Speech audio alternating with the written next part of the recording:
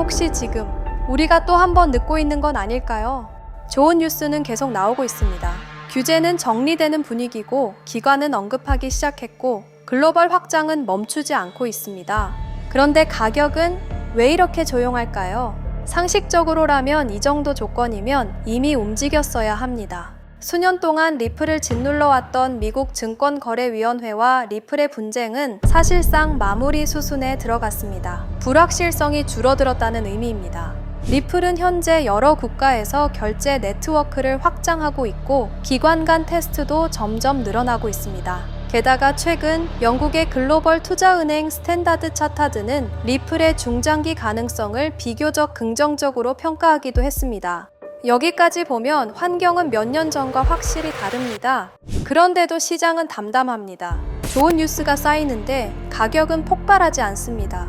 여기서 하나의 질문이 남습니다. 시장은 정말 뉴스를 보고 움직일까요? 아니면 이미 움직인 뒤에 뉴스가 나오는 걸까요? 만약 두 번째라면 지금 이 이상하게 조용한 구간은 결과가 아니라 어쩌면 준비 과정일 수도 있습니다. 그리고 그 가능성을 따라가다 보면 조금은 불편한 가설 하나가 떠오릅니다. 우리는 표면적인 뉴스만 보고 있는 건 아닐까. 지금부터 그 이야기를 하나씩 짚어보겠습니다. 리플 보유자 여러분, 저희 팀은 오늘 위로가 아닌 여러분이 지난 5년 동안 리플이라는 감옥에서 보낸 시간의 기회비용에 대한 잔혹한 영수증을 보여드리려 합니다. 솔직해집시다. 여러분이 리플을 들고 있는 목적은 단 하나, 돈입니다.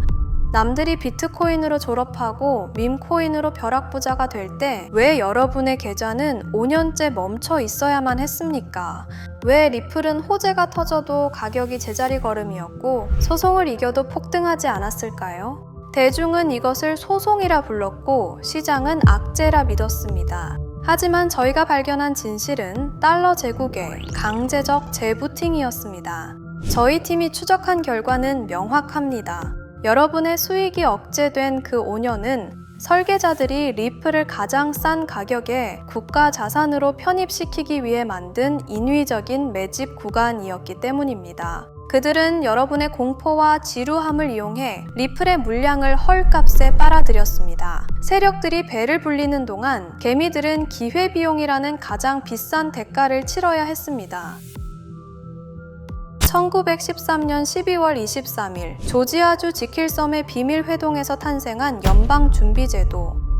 지난 113년간 이 시스템은 달러를 무한정 발행해 전 세계의 부를 빨아들이는 거대한 기계였습니다. 그 낡은 엔진이 멈추고 새로운 시스템으로 교체되는 2026년, 그 설계의 정점에 3명의 인물이 서 있습니다.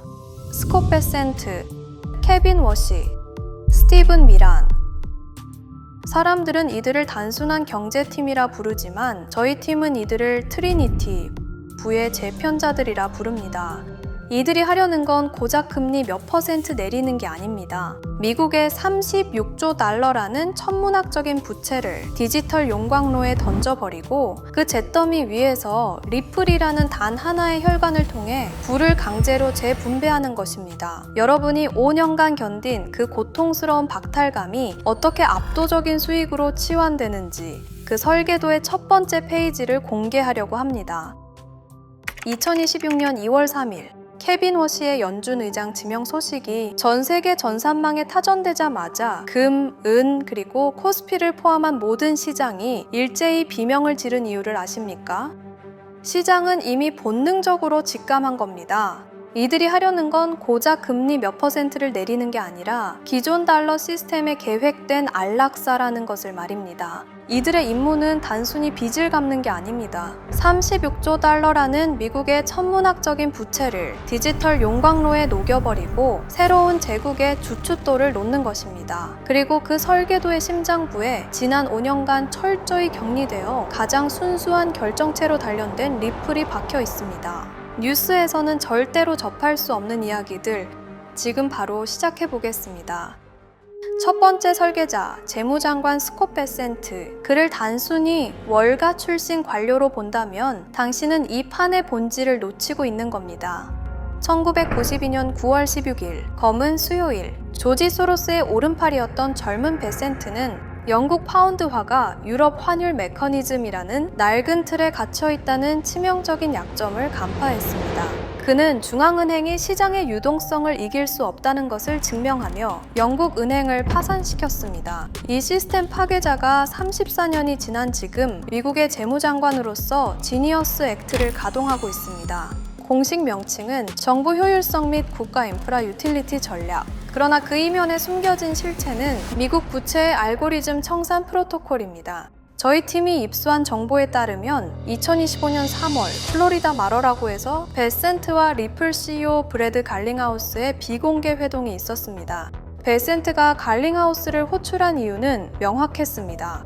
미국 국채의 즉각적인 유동화를 위한 기술적 확신이 필요했기 때문입니다. 당시 미국은 부채 한도 협상이 결렬되며 국채 수익률이 폭등하고 달러의 신뢰가 붕괴하기 직전이었습니다. 베센트는 갈링하우스에게 물었습니다. 전 세계에 흩어진 36조 달러의 부채를 3초 만에 이동시키고 결제할 수 있는 시스템이 준비되었는가? 갈링하우스는 리플의 실시간 총액 결제 시스템과 이미 전 세계 300개 이상의 금융기관과 연결된 글로벌 배관망의 데이터를 제시했습니다. 이것이 클래리티 법안을 통해 리플에 전 세계 유일의 법적 면죄부를 부여한 결정적 계기였습니다. 베센트가 설계한 국채 토큰화의 핵심은 RWA 기술입니다. 지니어스 액트 제402조에 따라 미 재무부는 36조 달러의 종이 국채를 디지털 토큰으로 발행합니다. 발행, 재무부가 보증하는 디지털 국채가 리플의 결제 원장 위에 발행됩니다. 담보, 이 토큰은 전 세계 금융기관에 실시간으로 분배되며 기존의 복잡한 중개 절차 없이 즉각적인 담보물로 인정받습니다. 이제 미국 국채는 들고 있으면 이자만 받는 무거운 짐이 아니라 전 세계 어디서든 즉시 현금화할 수 있는 디지털 화폐의 지위를 얻게 된 것입니다. 이 토큰화된 부채를 전 세계로 유통하는 수단이 바로 리플의 즉시 결제 전환 시스템입니다. 기존 시스템에서 미국 국채를 팔아 현금을 만들려면 스위프트망을 타고 수일이 걸리지만 리플의 즉시 결제 전환 시스템에서는 토큰화된 국채가 XRP로 바뀌고 바뀐 XRP를 다시 각 나라의 법정 화폐로의 전환이 단 3초 만에 일어납니다. 미국 국채가 리플의 즉시 결제 전환 시스템 고속도로에 태워지는 순간 전 세계 유동성은 리플이라는 브릿지 자산을 거칠 수밖에 없습니다. 36조 달러의 거대한 부채 흐름이 XRP라는 좁은 길을 통과할 때 리플의 가치는 어떻게 되겠습니까? 부채를 처리할 유동성이 부족해지면 설계자들은 리플의 가격을 인위적으로 상승시켜 그 거대한 자금을 수용할 수 있는 그릇을 만들어야만 합니다. 베센트는 지금 달러 시스템의 붕괴를 막기 위해 리플의 배관을 빌려 미국의 빚을 전 세계 금융기관의 혈액으로 강제 이식하고 있는 것입니다. 두 번째 설계자, 차기 연준 의장 케빈 워시. 저희 팀은 그를 구체제 처형자이자 시스템의 집행자라 부릅니다. 그는 2008년 리먼 브라더스 파산 당시 연준의 최연소 이사로서 세계 금융 시스템이 한순간에 무너져 내리는 아수라장을 현장에서 목격했습니다. 그는 당시 보았습니다. 연준 의장의 말 한마디에 시장이 요동치고 낡은 전산망 때문에 유동성이 적재적소에 공급되지 못해 멀쩡한 기업들이 줄도산하는 그 비효율의 극치를 말입니다. 워시는 그 후 15년간 칼을 갈았습니다. 그는 공개적으로 선언해 왔습니다. 연준은 시장을 안정시키는 게 아니라 불투명한 판단으로 시장을 왜곡하는 거대하고 멍청한 공룡이다. 그리고 이제 그는 돌아왔습니다. 거대한 공룡의 심장을 사람의 손이 아닌 코드와 규칙으로 뛰게 만들기 위해 저희 팀이 입수한 2026년 1월 다보스 포럼 비공개 세션의 보고서에 따르면 워시는 전 세계 중앙은행가들 앞에서 충격적인 선언을 했습니다. 더 이상 FOMC 회의실에 모여 금리를 몇 % 올릴지 토론하는 시대는 끝났다는 것입니다. 그가 제시한 알고리즘 통화 시스템의 실체는 이렇습니다. 시장의 유동성, 물가, 통화량을 실시간 데이터로 수집하고 인공지능 알고리즘이 1초 단위로 통화 가치를 조절하는 시스템. 이 미친 듯한 속도를 감당할 수 있는 유일한 하드웨어가 바로 리플의 RTGS 실시간 총액 결제 엔진입니다. 인간의 판단이 개입될 틈을 주지 않고 자산의 이동과 결제가 동시에 일어나는 이 엔진은 연준의 새로운 심장이 될 것입니다. 지난 2026년 2월 2일 리플이 유럽연합으로부터 공식 결제 라이선스를 획득했다는 뉴스는 단순한 사업 확장이 아닙니다. 이것은 케빈 워시가 구상하는 글로벌 통합 디지털 배관이 완성되었음을 알리는 신호탄입니다. 워시의 계획은 미국만의 시스템이 아닙니다. 달러를 사용하는 전 세계 모든 국가의 은행들을 하나의 리플 네트워크로 묶어버리는 것입니다. 유럽의 라이선스 획득은 대서양을 잇는 유동성의 고속도로가 개통되었음을 의미하며 이제 전 세계 모든 달러의 흐름은 워시가 통제하는 리플의 배관 위에서만 움직이게 될 것입니다. 케빈 워시에게 리플은 가격이 오르고 내리는 투자용 코인이 아닙니다. 그것은 낡고 녹슨 달러 시스템을 대체할 가장 완벽한 디지털 배관 그 자체입니다. 워시는 비트코인을 가치 저장 수단인 디지털 금으로 인정하면서도 실제 세상의 모든 돈이 흐르는 혈관으로는 오직 리플만을 지목했습니다. 기존 시스템에서는 돈이 이동하는 데 수일이 걸리지만 워시의 알고리즘 연준에서는 리플의 브릿지 기술을 통해 전 세계 자본이 실시간으로 흐릅니다. 36조 달러의 국채 유동성을 실시간으로 처리해야 하는 연준에게 초당 수천 건의 거래를 완결성 있게 처리하는 리플레저는 선택이 아닌 생존입니다. 워시는 지금 연준의 이름으로 리플이라는 거대한 기계 심장을 가동해 대중이 알지도 못하는 사이에 부의 이동 통로를 완전히 재편하고 있습니다. 세 번째 설계자, 트럼프의 그림자 책사이자 연준이사 스티븐 미란. 저희 팀은 그가 작성한 극비 메모이자 2026년 금융 재편의 근간인 마러라고 합의의 전문을 입수하여 그 잔혹한 논리를 해독했습니다. 미란은 하버드 출신의 경제학자이자 헤지펀드 분석가였던 자신의 과거를 이 설계도에 녹여냈습니다. 그의 통찰은 차갑습니다. 미국이 비싼 기름을 태워 항공모함을 띄우고 세계 경찰 노릇을 하며 달러 패권을 구걸하던 시대는 끝났다. 이제는 전 세계 금융 결제망의 주인, 즉 디지털 톨게이트 사장으로 군림해야 한다. 1985년 플라자 합의가 일본 엔화의 가치를 강제로 올려 미국의 무역 적자를 해결했다면 2026년 미란이 주도하는 마러라고 합의는 달러의 의도적인 약세와 디지털 전환을 목표로 합니다. 미란은 미국의 36조 달러 부채가 달러의 기득권 때문에 발생한 독이 든 성배라고 진단했습니다. 전 세계가 달러를 원하기 때문에 미국은 계속해서 빚을 찍어낼 수밖에 없었다는 논리입니다. 그는 이 굴레를 끊기 위해 달러의 지위를 종이 화폐에서 디지털 기반 시스템으로 강제 이식하고 있습니다. 이 과정에서 미국은 동맹국들에게 안보 대신 금융 인프라 이용료를 요구하기 시작했습니다. 미란이 제안한 가장 충격적인 전략은 부채 전이입니다. 그는 미국이 보유한 막대한 금을 현재의 폭등한 시세로 재평가하거나 일부 매각하여 그 자본으로 디지털 자산 인프라를 선점하라고 트럼프에게 직언했습니다. 그 인프라의 핵심 징수원이 바로 리플입니다. 미란은 과거 논문에서 외국 정부가 미국 국채를 보유할 때 일종의 사용자 수수료를 부과해야 한다고 주장한 바 있습니다. 이제 그 수수료는 리플 네트워크 위에서 현실화됩니다. 여러분이 전 세계 어디서든 은행 송금을 할 때 그 저변에서 리플이 브릿지 역할을 수행하며 발생하는 미세한 수수료들, 그 거대한 유동성의 흐름은 미란이 설계한 파이프라인을 따라 미국 재무부의 실시간 수익으로 직결됩니다. 2025년 말 정식 출시되어 현재 전 세계 주요 거래소와 은행망에 깔린 리플의 스테이블 코인 RLUSD는 이 디지털 통행세를 징수하기 위해 현장에 투입된 첫 번째 관리입니다. 미란은 불투명한 테더를 제거하고 미 재무부의 통제권 아래 있는 RLUSD를 전 세계 결제 표준으로 밀어붙이고 있습니다. 전 세계 모든 기업과 개인이 RLUSD로 결제하고 리플로 전송할 때마다 미국은 전 세계 모든 금융 거래에 대해 소수점 단위의 통행세를 징수합니다. 미국은 이제 세계의 경찰이 아닙니다. 전 세계 금융 고속도로를 소유하고 통행료를 거두는 거대 인프라 기업으로 변모했습니다. 당신은 지금 총칼 없는 디지털 식민지화의 시대를 목격하고 계십니다. 그리고 그 제국의 통화로 채택된 리플을 보유하고 있다는 것은 제국의 톨게이트 수익권을 공유하고 있다는 것과 같은 의미입니다. 이 모든 거대한 설계에도 최후의 걸림돌은 있었습니다. 바로 기존 달러 시스템의 낡은 배관을 장악하고 수조 달러의 수수료를 챙기며 배를 불려온 월가의 구세력들입니다. 이들은 변화를 원하지 않습니다. 기득권을 내려놓느니 시스템과 함께 침몰하는 것을 택할 자들이죠.